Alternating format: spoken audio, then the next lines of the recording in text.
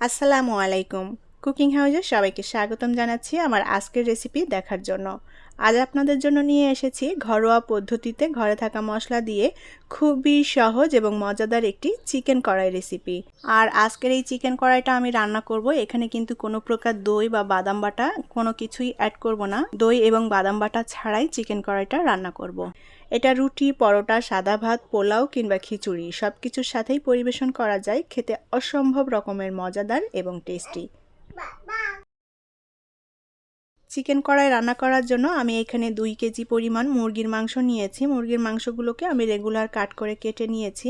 আর মাংসটা খুব ভালোভাবে ধুয়ে পানিটা ঝরিয়ে নিতে হবে। পরিমাণে কম বেশি করে রান্না করতে চাইলে মাংসের পরিমাণটা সেভাবে নিয়ে নিতে হবে। কড়াইতে পরিমাণ মতো তেল দিয়ে দেব। রেগুলার রান্নার তেল দিচ্ছি, চাইলে এটা সরিষার তেল দিয়েও রান্না করা যাবে। এখন এই তেলের মধ্যে মাংসগুলো দিয়ে দেব। মাংসগুলো দিয়ে এখন আমি 3 থেকে 4 মিনিট মতো মাংসটা ভেজে নেব। আর এভাবে মাংসটা প্রথমে ভেজে নিলে এই মাংসের টেস্টটা অনেক ভালো লাগে। যেহেতু এখানে পোলট্রি মুরগি নিয়েছি, তাই মাংসটা ভেজে নিলেই খেতে ভালো লাগবে।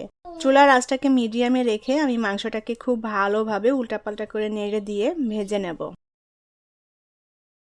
3-4 মিনিট মতো আমি মাংসটা ভেজে নিয়েছি। এখন এর মধ্যে দিয়ে দেব হাফ কাপ পরিমাণ পেঁয়াজ কুচি।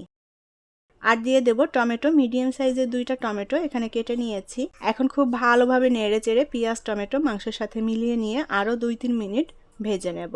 আর মাংস থেকে কিন্তু প্রচুর পানি বের হবে। এই পানিটা দিয়েই আমি মাংসটাকে কষিয়ে নেব। মাংসের মধ্যে আর কোনো পানি দেব না।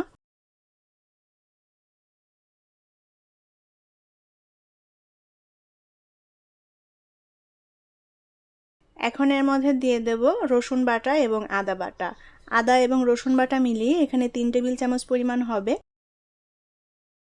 আর দিয়ে দেব পেঁয়াজ বাটা। পেঁয়াজ বাটা দিয়ে দেব 2 টেবিল চামচ পরিমাণ। এখন খুব ভালোভাবে নেড়েচেড়ে মিশিয়ে নেব। আর কাঁচা আদা, পেঁয়াজ, রসুনটা খুব ভালোভাবে কষিয়ে নিতে হবে, যেন কোনো প্রকার গন্ধ না থাকে। চুলার আঁচটাকে মিডিয়ামে রেখেই আমি মাংসটা এই পর্যায়ে কষিয়ে নেব। আর মাংস থেকে যে পানিটা বের হয়েছে, এই পানিতেই কিন্তু মাংসটা সেদ্ধ হয়ে যাবে। এখানে আলাদা করে মাংস সেদ্ধ করার জন্য কোনো পানি দিতে হবে না।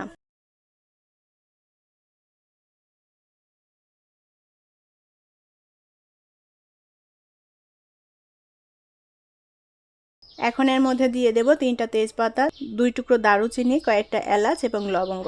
আর দিয়ে দেব স্বাদমতো লবণ। মরিচ গুঁড়া দিয়ে দেব 2 চা চামচ পরিমাণ। ধনিয়া গুঁড়া দিয়ে দেব 1 চা চামচ পরিমাণ। জিরা গুঁড়া দিয়ে দেব 1.5 চা চামচ পরিমাণ।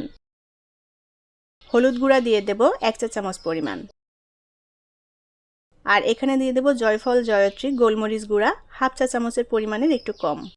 এবার সব মশলাটা ভালোভাবে নেড়েচেড়ে মাংসের সাথে মিলিয়ে নেব।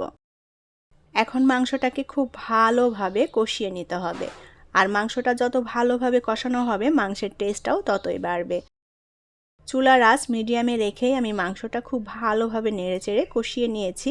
আমি আজকের এই চিকেন কড়াই রান্নাতে এখানে কিন্তু কোনো প্রকার দই, বাদাম বাটা কোনো কিছুই ব্যবহার করছি না। শুধুমাত্র ঘরে থাকা কিছু মশলা দিয়েই চিকেন কড়াইটা রান্না করছি। দই, বাদাম বাটা ছাড়াও এই চিকেন কড়াইটা খেতে অসম্ভব রকমের টেস্টি হয় এবং খুবই ভালো লাগে।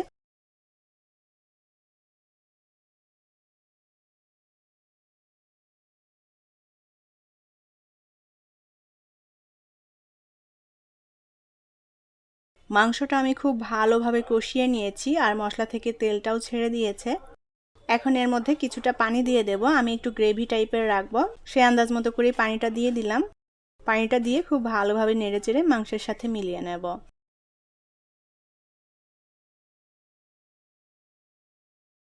মাংসের ঝোলটা ভালোভাবে ফুটে উঠেছে। এখন এর মধ্যে কয়েকটা কাঁচামরিচ দিয়ে দেব। কাঁচামরিচটা আমি সামান্য একটু চিড়ে দিয়েছি, এতে করে কাঁচামরিচের ফ্লেভারটা ভালোভাবে বেরিয়ে আসবে। আর দিয়ে দেব হাফ চা চামচের মতো গরম মশলার গুঁড়া। গরম মশলা এবং কাঁচামরিচ দিয়ে খুব ভালোভাবে নেড়েচেড়ে মাংসের সাথে মিলিয়ে নেব।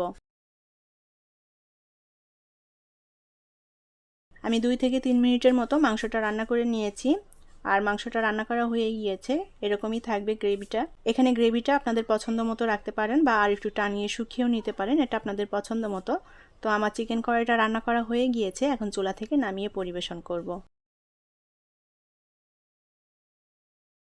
তৈরি হয়ে গেল ঘরোয়া মশলা দিয়ে ঘরোয়া পদ্ধতিতে দারুণ মজাদার এবং টেস্টি চিকেন কড়াই। এই চিকেন কড়াইটা রুটি, পরোটা, সাদা ভাত, পোলাও কিংবা খিচুড়ি সব কিছুর সাথেই পরিবেশন করা যায়। খেতে অসম্ভব টেস্টি এবং মজাদার। বাসায় অবশ্যই রেসিপিটি ট্রাই করে দেখবেন, খুবই ভালো লাগবে। আশা করি আমার আজকের রেসিপি ভালো লেগেছে। রেসিপিটি ভালো লাগলে প্লিজ ভিডিওটি শেয়ার করবেন। পরবর্তী রেসিপি দেখার আমন্ত্রণ জানিয়ে আজকের মতো বিদায় নিচ্ছি। ভালো থাকবেন সবাই। আল্লাহ হাফেজ।